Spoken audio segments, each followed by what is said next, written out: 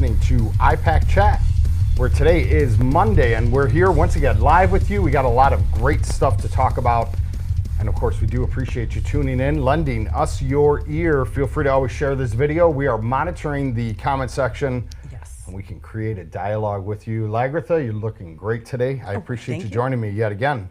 Thank you. It's my pleasure to be here. It's always a wonderful time. So I think we got some decent topics to discuss on today's show. Sure. One of which that's really getting me is what's happening with the artificial intelligence. All right. As we speak, and this is reporting that OpenAI plans to establish its very first dedicated office in, get ready for this, Washington, D.C., as part of a strategy to deepen policy engagement and influence U.S. AI infrastructure and regulatory efforts. You know, we spoke yesterday about these large corporate conglomerates and these foreign companies buying land, soaking up all our water. Sure. You know, a lot of these massive AI facilities, albeit may create some jobs, they are absorbing a copious amount of energy, which is draining our aging and already delicate electrical system. At the same time, they in fact absorb a copious amount of water. And there are a lot of people who lived in like rural areas or, you know, suburbs that still touch cornfields where these major data centers have been established and their wells are running dry. This is happening across the nation. Correct that it is. I find it a little strange. I mean, don't y'all think that these corporations ought to pay some sort of retribution, maybe not necessarily to the government, but to the local people in those communities? Sure. What happens when they run dry?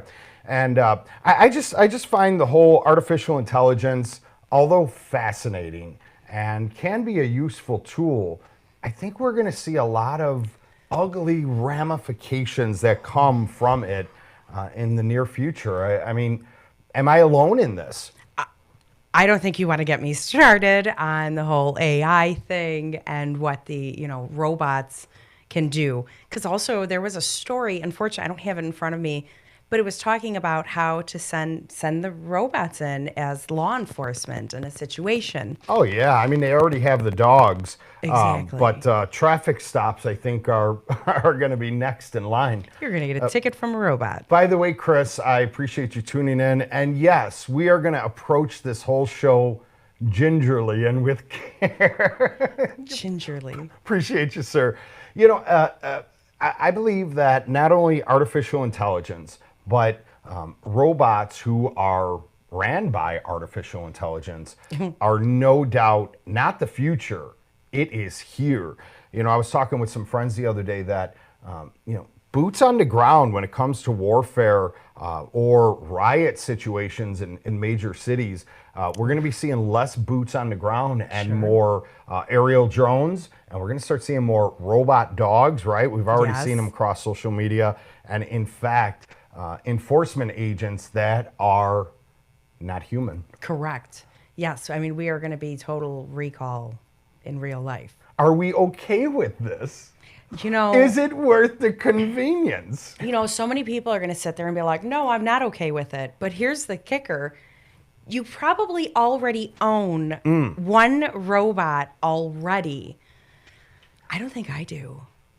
I mean, right, the vacuum cleaner, the vacuum cleaner, or the lawnmower for cleaning your pool.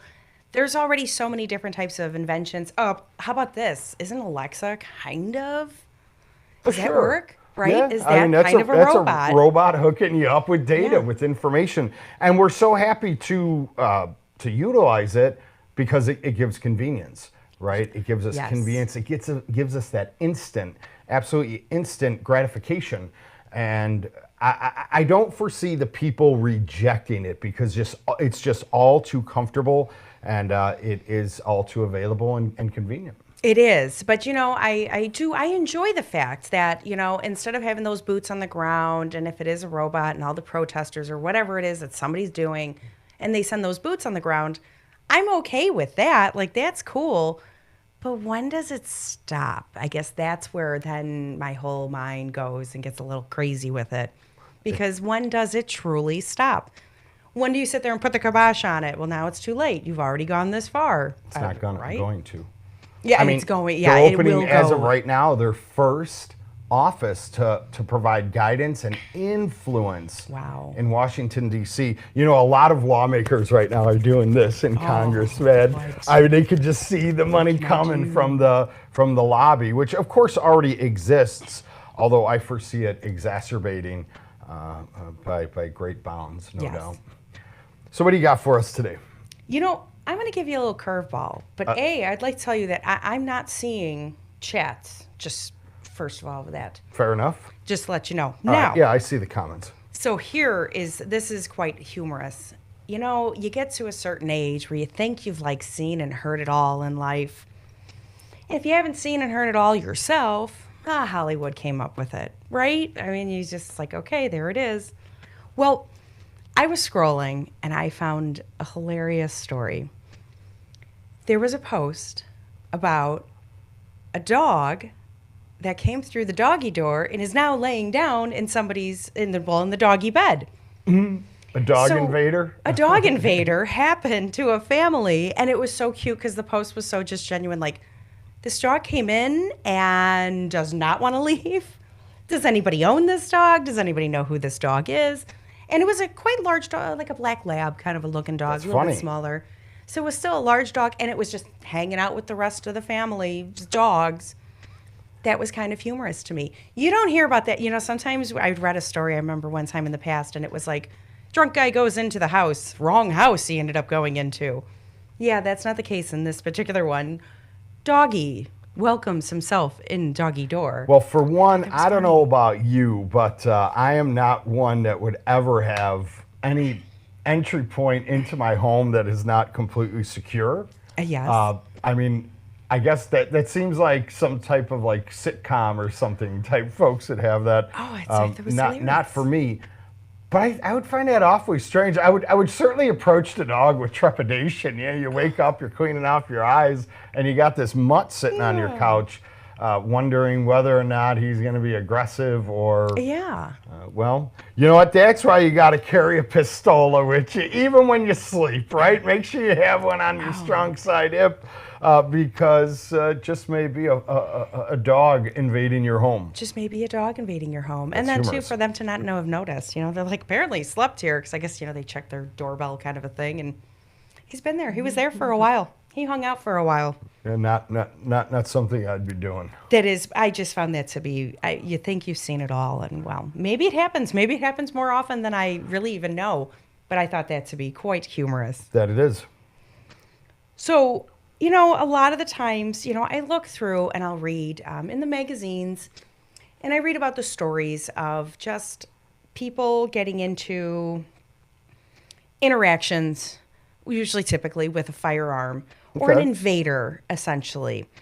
And that is what I kind of was reading all these. And, you know, an invader came in at 1 o'clock in the morning. An invader came in at 3 a.m.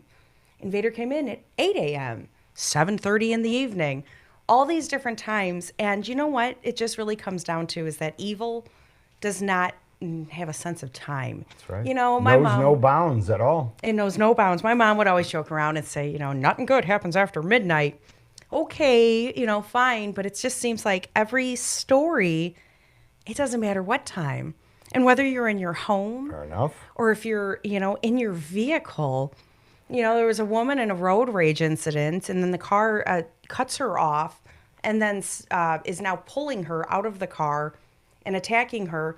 Well, she did have a concealed carry, and so she did return fire and everything. But there's just, it's in the middle of the day, and it was a road rage incident. Like, really, that, I don't know. To me, it's just like the world seems to have just gone mad. Yeah, you know, someone always says you're not going to get a Google invite to that dynamic situation, right? Not going to Yes. get that Google invite to that lethal encounter. So be prepared at all times. right? Correct. Don't stop. Don't stop. You know, I'd like to know your folks' thoughts when it comes to should a felon who has been convicted be able to still exercise their Second Amendment right. We know that if a person is a felon, they still have full access to their First Amendment right, Okay. their ability of free speech. They don't need a permission slip for that. They don't need to go through any type of qualified training. But when it comes to the Second Amendment, it appears that for now, although it may be changing, that a felon cannot legally possess or carry a firearm.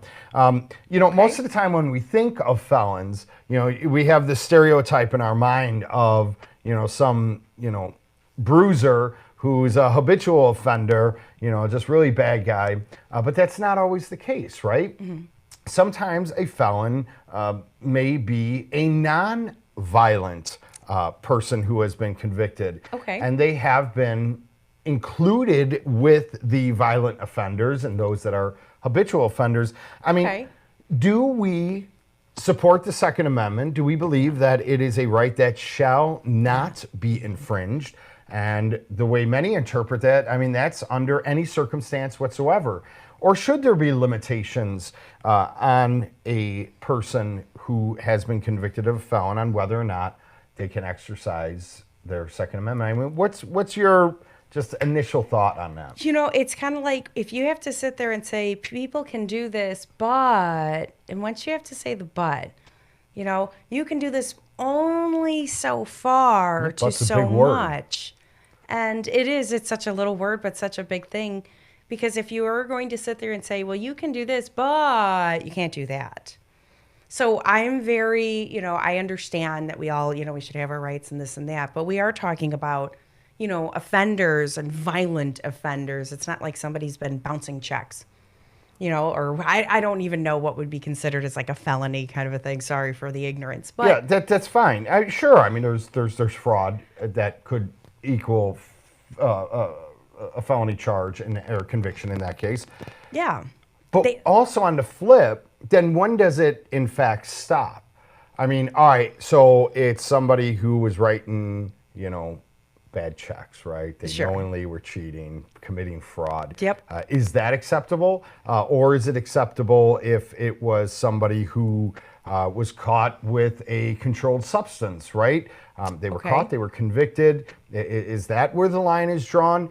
Is it an instance where somebody decided to use their fists, and they hammer fist? There was no other weapon involved other than that.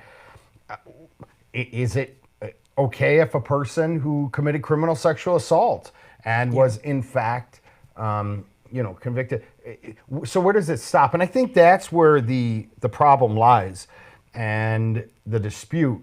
And so is it shall not be infringed? Yeah. Or is it with limitation? And if it is with limitation, when does it have that line in the sand? Correct. I mean, that's where it's so hard to decipher and who, is it a jury of the peers or, who's deciding these things and where is it coming from, I guess. You had, what story was that you were saying? That was from my friends in Bearing Arms. And the fact is, it does appear that the direction is heading that if it is a nonviolent crime, that, and at least that's what the legal battle currently is, that the person should in fact obtain their Second Amendment rights back. And I have to say that I would agree with that. Isn't that pro Second Amendment? Correct. But then my line in the sand is, okay, well, when does it stop? Sure. All right, it was a white collar crime. All right, it was not including any violence. They were convicted of a felony and they should get it back. But where is that line of demarcation and who ultimately decides? I'm sure there's some people that will watch this that will actually, in fact, get upset with me. Sure. Say, hey, Paul, there are no limitations. And I respect that one as well. Yes. Because it is, and yes, that's where it is. It's a 50-50. Actually, I want to say like 25-25, 25 and 25. It's like, okay, sure, you could do this, but not everybody is on board with that. But again, if the crime, it has to be on what the principle of what the crime was in the first place. That's where I think. And it just kind of seems to me that the legislature, that is, and the anti-gun establishment are going to keep chipping away regardless of the style of topic. I mean, look at Illinois. At one point in Illinois, a person who was 18 years of age or older could legally own, possess at the Okay. age of 18 with a valid FOID card or permission slip, Sure. a rifle or a shotgun, right? A long gun, perfectly legal. That has changed to 21. And something I would always pose would be, how about that 19 or 20-year-old single mom who lives in the middle of LaSalle County in the cornfields, and she is, in that rural area, and it just may take the sheriff 10, 15, or 25 minutes to arrive to her location because she has an emergency, a 911 call. Yeah. So that I am vehemently against. And I don't know how Illinois was capable or able to slip that one through and change, the FOID Card Act, because it was one way since 1960 something.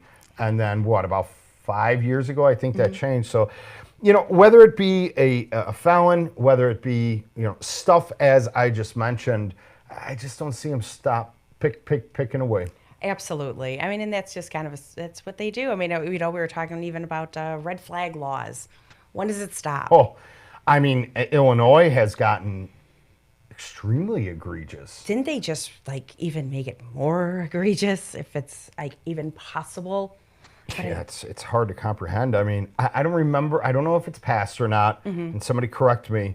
That in Illinois, a person may now anonymously accuse somebody, place a red flag on them, and not only are they anonymous, so how un-American is it that you cannot face your accuser, Correct. right? How bizarre is that? Yes. But they also have immunity on top of that. So if I had a vindictive motive Okay. to come after you, Sure. right? I want to say, hey, she should not have her guns. A, you would never know, and mind you, I was being vindictive, who it was, and B, I was just out to get you. It had nothing to do with my beliefs that you were dangerous, but I was out there to get you. Wow. Well, in fact, I would be immune from those false, Wow. lies. Wow. It'd have to be proven. Yeah, good luck with that. Good luck with that. Oh, Illinois. Oh, Illinois. Well, that's just the way the cookies crumble. If we don't like it, move, right? Where do we move to? And I mean, a lot of states do have now red flags, and you go to other states like Indiana, right? You hear that they're very pro Second Amendment. They have red flag laws too. So I don't know the number of states altogether, but it's getting up there. Or something. I thought it was 19. really is. That's crazy. I see Dennis in the comments saying they sell mags 18 round in Illinois. Well, as of this point, under the Protect Illinois Communities Act, by the way, there was a gentleman who asked yesterday about PICA, the Protect Illinois Communities Act, and an update. I failed to answer that comment. My friend mentioned it now. There are no changes. There are some oral arguments going on. We're going to see some of those details, but as of this point, no major changes. Going back to Dennis in the comment section, not long ago, a person could buy a 30-round magazine, and it was perfectly legal. It was legal with concealed carry, right? Although maybe a little bulky, but legal. As of this point in the state of Illinois, if a person walks into the store, tries to buy a magazine that's capable of holding more than 15 rounds, so a 16, 17, 30-round mag, they're going to be denied. Wow. That's for the pistola. For the rifle, that magazine for your AR-15, for example, only capable of holding up to 10 rounds. Oh. So there are magazine bans and restrictions throughout the state in the state of Illinois. Which means, though, that a seller should not be selling an 18 round, correct? Right? They can't be unless they're shipping it to other states. Yeah, so somebody in another state cannot ship it to and sell it to a person in Illinois, so valid point. Or let's just say I wanted to sell my 30-round mag to my neighbor. He has a FOID card. He's legit. I cannot do that. If I recall correctly, that a person who sells a magazine an unlawful magazine. The first offense, I believe, was a misdemeanor. A subsequent offense would meaning 2. That's a felony. Oh, wow. There you go. There you got a There's- person who's a felon. Should that person get their Second Amendment rights back? Well, I would say for sure. Dennis, Indiana is a great state. Their gun rights are phenomenal. But man, they're starting to itch away. They're starting to pinch away at them, from red flag laws to other things as well. I don't specialize in that state, but they are picking away. But for now, still pretty strong on that Second Amendment. Chris Stosh, appreciate you. Yeah, he's got a big old red flag in the comment section. They do exist. That they do. And that is, it's unfair, but it's also, that's funny because you can become a felon just from the size of your magazine. That for selling, if a okay. person was to in Illinois now, be to selling. sell. Okay. Isn't that cray? That's ridiculous. I have an interesting thought. It was another article that I had saw about one-handed shooting. Okay, I like it. And it was really cool in reading the article because for me, I guess I go to, I'm going to be holding a child, holding a cat, or, just keeping I'd put somebody the cat back. down, okay? Might want to put the cat down. But you can always try to do some range practice. Bring your cat to the range. There. And you got to make it realistic. Take out its earbuds, right? And just hold that do a mag dump. Let's see what Real tight and see what happens. the child. Yeah. So I immediately, that's what I thought of for like one-handed shooting. And I was like, oh, wow, that's kind of interesting. But then as I was reading the article, I was like, oh, what if for some reason my hand is like just gone, can't use? I was like, wow. Something maybe a little broken. Correct. Something Lopped might be off? might be missing a couple of fingers or Having something. a bad day? And now what do you do? And how do you manipulate it? And what is it that you need to do? So I thought that was really interesting, but it also made me want to go to the range and just do some more like one-handed shooting. But Well, I think that is wise and prudent to say the least. A lot of folks think about it, but they don't actually do it. I mean, have you taken your pistola, placed it in your support hand, one-handed only, and let off 3, 4, 5 shots? Typically, not always, but dude who is a great shot, and his hits are all in a nice tight group. Once you go to that one hand, it starts opening up. And it's funny, you actually see the gun start flipping in their hand a lot. A lot of movement, less control. Yes. But it could be due to injury, as you had stated, or you have a child in your hand, so you'd be shooting one-handed. But that can also be one-handed shooting when you're using cover. Right? Oh, you wouldn't want to expose your whole body out from cover. Using one hand would allow you to, in fact, conceal your body behind cover or concealment. Yes. And that's always bad tactics to be exposing yourself too much in a gunfight. And yes. Yeah, you don't want to sit there and go out into into that with the disadvantage. And that's why it's really cool. Like you should practice, or I think I'm going to next time I go. But yeah, shoot with the support hand and with the non-support hand. Yeah, get the feel for it, understand it. That was, it kind of also made me think about the type of firearm to have with me.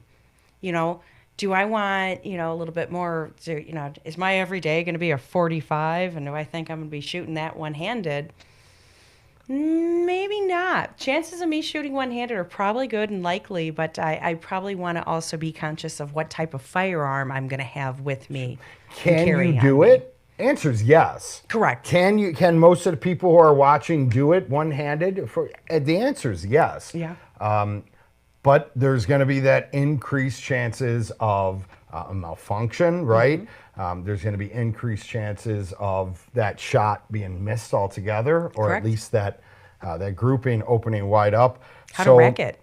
Some people don't have a chamber in there. They don't have a round in the chamber. So how do you rack it now? Well, you can always do it on your belt, your boot. Yep. I think I've corner seen a few of your videos. Of a wall, or a door frame, a table, right? Yeah. That too requires practice, and those dummy rounds are fantastic tools for doing stuff like that. Yes.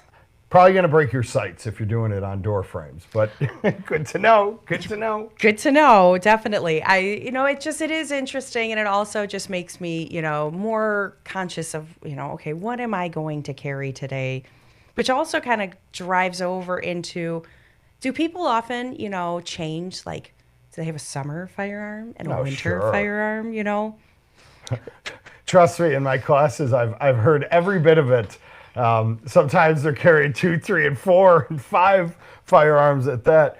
But certainly, yeah. I mean, let's face it. In the summer, probably something a little bit smaller, Sure. easier to conceal when you're wearing less clothing. Yes. Wintertime, I try to go with a full size gun, and you got jackets and layers. I got Dennis in the comment section saying that CCL1 in the chamber. I agree with you wholeheartedly on that.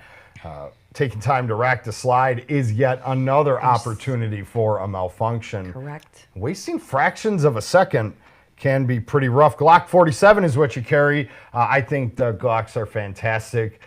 Big fan of them. I know they ain't beautiful, but they are reliable, and I'm cool with my Glocks. I like them. Wait, are you saying you want to like bling out your Glock or something? You said it ain't beautiful. Do a little glitter. There's no amount of bling that's gonna make a Glock. You can paint that thing over and over. It ain't gonna look great, but it's reliable, and that's what I like. That's what I'm a big fan of. So, holster use is a level 3.